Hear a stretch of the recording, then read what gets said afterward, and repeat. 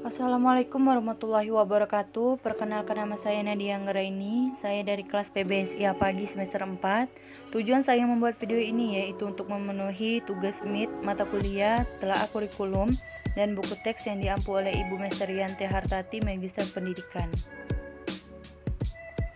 Materi pertama yaitu konsep-konsep dasar kurikulum. Yang pertama ada pengertian kurikulum. Kurikulum membuat isi dan materi pelajaran. Kurikulum ialah sejumlah mata ajaran yang harus ditempuh dan dipelajari oleh siswa untuk memperoleh sejumlah pengetahuan. Kurikulum merupakan pedoman mendasar dalam proses pembelajaran, keberhasilan dan kegagalan suatu proses pendidikan. Mampu dan tidaknya anak didik menyerap materi pembelajaran, tercapai atau tidaknya tujuan pendidikan bergantung pada kurikulum yang digunakan. Yang kedua, dimensi-dimensi kurikulum. Yang pertama, kurikulum sebagai suatu ide atau gagasan dimensi ide, berkenaan dengan landasan filosofis dan berkaitan dengan landasan teori belajar, model, dan desain kurikulum yang digunakan. Yang kedua, kurikulum sebagai suatu rencana tertulis yang sebenarnya merupakan perwujudan dari kurikulum sebagai suatu ide dimensi rencana. Ketiga, kurikulum sebagai suatu kegiatan yang sering pula disebut dengan istilah kurikulum sebagai suatu realita atau implementasi kurikulum dimensi aktivitas. Yang keempat, kurikulum sebagai suatu hasil yang merupakan konsekuensi dari kurikulum sebagai suatu kegiatan dimensi hasil. Yang ketiga, ada fungsi kurikulum. Yang pertama, fungsi kurikulum bagi anak didik, kedua bagi pendidik atau guru, ketiga bagi kepala sekolah, keempat bagi orang tua, dan yang terakhir fungsi sekolah tingkat atas.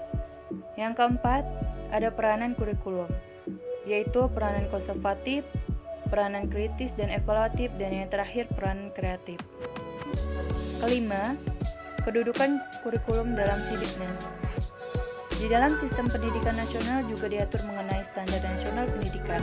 Standar nasional pendidikan terdiri atas standar isi, proses, kompetensi lulusan, tenaga pendidik dan tenaga kependidikan, sarana dan prasarana, pengelolaan, pembiayaan, dan penilaian pendidikan yang harus ditingkatkan secara berencana dan berkala. Yang keenam, hubungan kurikulum dengan pembelajaran. Kalau diamati secara seksama antar kurikulum dengan pembelajaran dengan memperhatikan definisi di atas, maka kedua permasalahan tersebut dapat dikatakan kurikulum dengan pembelajaran sangat erat hubungannya, ibarat pepatah tali mata uang, yakni saling berinteraksi satu dengan yang lain. Kurikulum bukan hanya merupakan rencana tertulis bagi pengajaran, melainkan sesuatu yang fungsional yang beroperasi dalam kelas, yang memberikan pedoman dan mengatur lingkungan kegiatan yang berlangsung di dalam kelas. Materi selanjutnya yaitu konsep dan implementasi kurikulum tahun 50-an dan tahun 1968. Kurikulum tahun 50-an. Kurikulum 1952 merupakan kurikulum pertama yang memiliki dasar hukum operasional. Landasan operasional kurikulum 1952 Undang-Undang Nomor 4 Tahun 1950. Kurikulum 1952 merupakan pengembangan dari kurikulum sebelumnya, yaitu kurikulum 1947, di mana kurikulum ini lebih merinci setiap mata pelajaran. Yang kedua, kurikulum tahun 1968. Kelahiran kurikulum 1968 bersifat politis, yaitu mengganti rencana pendidikan 1964 yang diceritakan sebagai produk Orde Lama. Kurikulum 1968 ditandai dengan pendekatan pengorganisasian materi pelajaran dengan pengelompokan sesuatu pelajaran yang berbeda, yaitu mata pelajaran yang satu dikorelasikan dengan mata pelajaran yang lain, walaupun batas pemisahan antar mata pelajaran masih terlihat jelas. Yang kedua, yaitu konsep dan implementasi kurikulum 1975 dan 1984. Yang pertama, kurikulum 1975 sebagai pengganti kurikulum 1968 menggunakan pendekatan-pendekatan diantaranya sebagai berikut: berorientasi dan pada tujuan, metode dan materi dan tujuan pengajaran dirinci dalam proses pengembangan sistem instruksional PPSI. Zaman ini dikenal istilah satuan pelajaran, yaitu rencana pelajaran setiap satuan bahasan.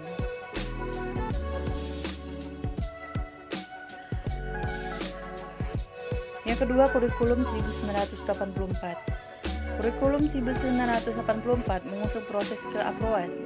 Meski mengutamakan pendekatan proses, tapi faktor tujuan tetap penting.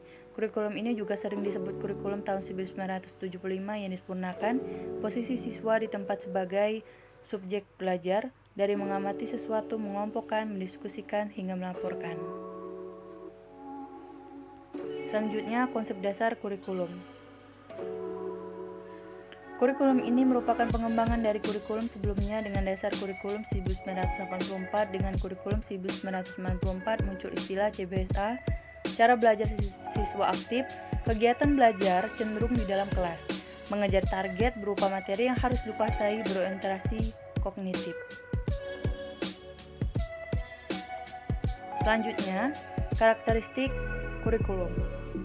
Karakteristik kurikulum 1994 yang disebut juga kurikulum cara belajar siswa aktif CBSA adalah sebagai berikut. Yang pertama, keterlibatan intelektual, emosional siswa dalam proses belajar mengajar. Kedua, terjadi asimilasi dan akomodasi kognitif dalam pencapaian pengetahuan, perbuatan serta pengalaman langsung terhadap balikan feedback dalam pembentukan keterampilan. Yang terakhir, yang ketiga, penghayatan serta internalisasi nilai-nilai dalam bentuk sikap. Selanjutnya, ciri-ciri kurikulum.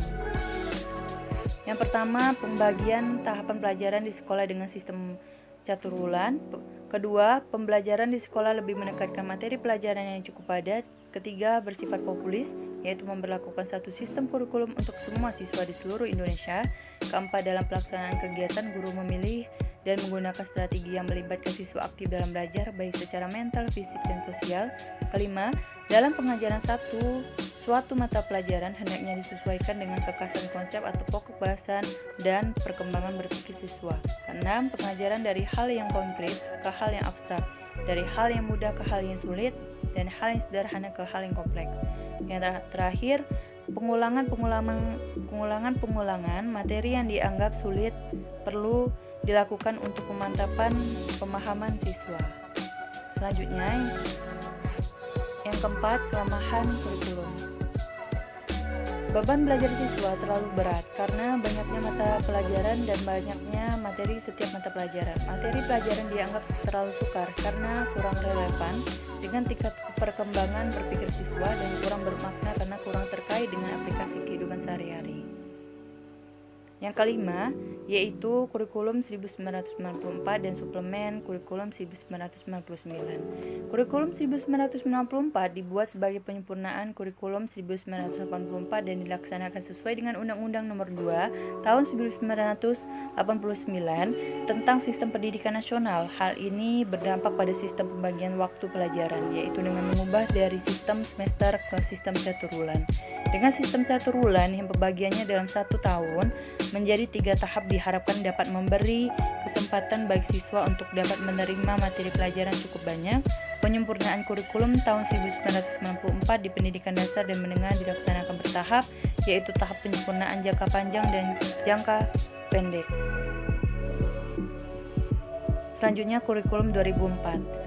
Bahasa kerennya kurikulum berbasis kompetensi (KBK). Setiap pelajaran diurai berdasar kompetensi apakah yang mesti dicapai siswa. Sayangnya, kerancuan muncul bila dikaitkan dengan alat ukur kompetensi siswa, yakni bila target kompetensi yang ingin dicapai, evaluasinya tentu lebih banyak pada praktik atau soal uraian yang mampu mengukur seberapa besar pemahaman dan kompetensi siswa ujian akhir sekolah maupun nasional masih berupa soal pilihan ganda. Selanjutnya, kurikulum tingkat satuan pendidikan atau KTSP. KTSP adalah kurikulum operasional yang disusun dan dilaksanakan oleh masing-masing satuan pendidikan sekolah dengan mengacu kepada standar kompetensi lulusan dan standar isi serta berpedoman pada panduan yang disusun oleh BSNP.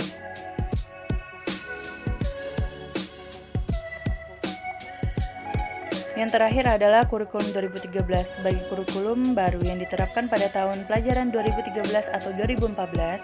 Kurikulum 2013 adalah pengembangan dari kurikulum yang ada sebelumnya, baik kurikulum berbasis kompetensi yang telah dirilis pada tahun 2004 maupun kurikulum tingkat satuan pendidikan pada tahun 2006. Hanya saja yang menjadi titik tekan pada kurikulum 2013 ini adalah adanya peningkatan dan keseimbangan soft skill dan hard skill yang meliputi aspek kompetensi, sikap, keterampilan, dan pengetahuan. Baiklah, terima kasih. Sekian dari video yang saya buat. Wassalamualaikum warahmatullahi wabarakatuh.